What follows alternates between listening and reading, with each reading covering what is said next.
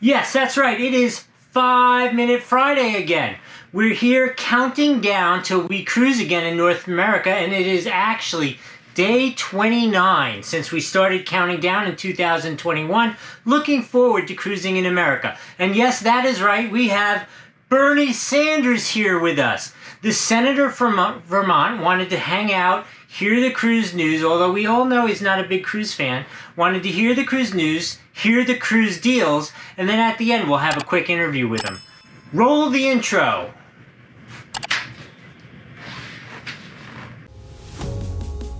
Everyone is excited about the prospect of finally cruising again in 2021. So let's count it down to see when, where, and which cruise ship will be the first to leave a North American port. As we count down, we will have guests from the high seas, cruise tips, hacks, cruise news, cruise deals. It'll be great.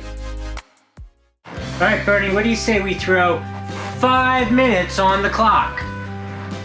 Okay, our first story is Azamara, who, as we know, was just sold off by Royal Caribbean. They bought the Pacific Princess, which is about the same size as the rest of their ships, so it makes sense in terms of their fleet. This will bring their fleet to 4 ships. The Pacific Princess is going to go under an extensive renovation to turn it into an Azamara quality ship before heading out for the 2022 season. This one is not good news. NCL, who had started filling their ships with crew and getting ready to go sail again, has decided to repatriate everybody except their skeleton crew back to their home countries. So all the non-essential crews are going to be picked up and brought home. The NCL, the Joy, will collect all the crew in the Caribbean and they'll take them for a nice little ride over to the Philippines, where they'll all disperse from there to go home. The Encore is going to collect everybody in Europe, starting in Southampton, and cruise on its way to Asia, picking up crew as it goes along, bringing people home. That can't be a good sign. Viking is expanding its riverboat fleet in Egypt, going up and down the Nile, which we love. Here's a link to our video if you want to go see it. And they will be launching their 3rd ship in 5 years. That's 3 in 5 years. That's a lot for the Nile.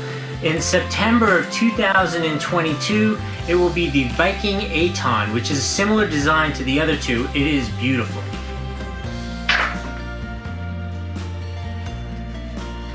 Carnival Cruise Line announces even more changes for 2021.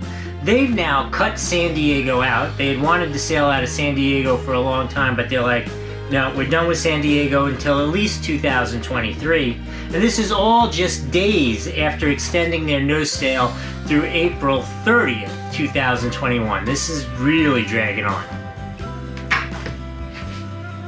Oh, this is a fun one, only because nobody was hurt. The COSTA SMERALDA, which, who names the ship Smeralda? It sounds like a witch from a Disney movie.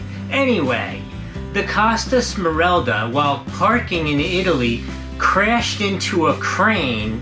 That's right, crashed into a crane. Nobody was hurt, but it's pretty hysterical video. Do not go watch it now, but you can find it after this on YouTube, of the Smeralda crashing into a crane and just like in slow motion ripping a lifeboat off the side and dumping it into the water. Nobody's hurt, no foul.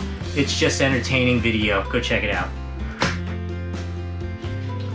Alright, Celebrity Edge. I actually think, some might think this is bad news. I'm going to say it's good, because I really want to go on Celebrity Edge, and the Celebrity Edge will not be going to Europe for the summer of 2021. Instead, they're going to deploy it in the Caribbean for 7 to 8 night cruises, cruising out of Fort Lauderdale. I'm assuming it's Captain Kate. That all sounds like a winner to me.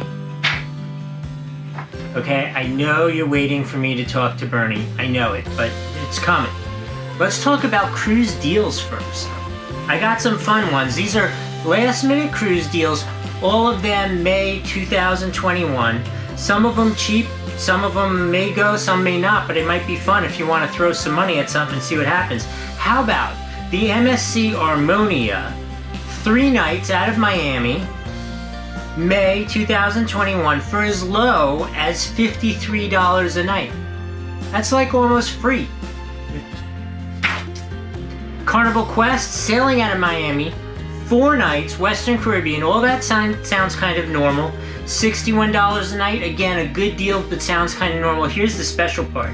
You can get a suite on this trip for $170 a night. That's about as low as a suite ever goes. I'd give that one a shot.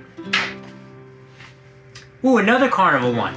I picked this one because it's out of Charleston, South Carolina, which is kind of an unusual cruise port to talk about. Carnival Sunshine, 4 nights, Bahamas, $75 a night. Seems like a good deal to me. Here's another cruise deal for you. Royal Caribbean, Mariner of the Seas, a ship that everybody loves. 3 nights to the Bahamas, May. That one's $199 a night. Is that good? I don't know. That sounds kind of high to me compared to these other ones. I don't know. Go look it up. Alright, Bernie. We finished talking about cruising, which you don't like so much, and cruise deals, which you probably don't like so much either. But so I want to have a frank conversation with you about some of your positions with regard to cruising. One of these I have to just read. It's a quote, and I want to get your feedback on this. I mean, you said, how in the hell does Carnival, a cruise ship company that pays virtually no federal taxes, receive a bailout? But the post office, the most popular government agency, doesn't. Now, okay, what government agency is popular? I know you're a socialist and you're all about government and anti-business and that kind of stuff, but who thinks the post office is popular? I mean, we all know we need the post office and we appreciate the post office, but it's not popular. I mean, cruising and going out and having fun, that's popular. Don't you think that's all kind of stupid? You're wrong. All right. You know, I can't even ask this question. You need to tell me, because there are millions and millions of Americans who pay tons of taxes into this government who would like to see some of those taxes going to the cruise lines to help support them while we're all suffering through this pandemic. Don't you think they're not going to be very happy with you based on what you're saying? I welcome their hatred, end quote. Okay, Bernie.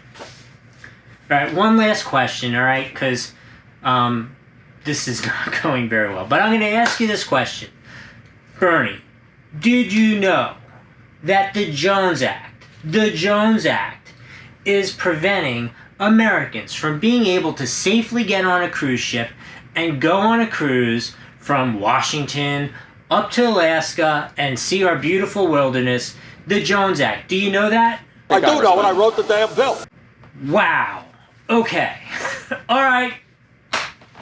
I think we should end this interview right here. I wrote down all these questions. I can't even ask it. I really do think you owe the people in America who like to cruise, which there are millions and millions and millions of them, an apology. I apologize to nobody. Okay, on that final note, I'm going to bid you adieu. I hope you've enjoyed this interview and the cruise news and the cruise deals. We'll see you next week for 5 Minute Friday.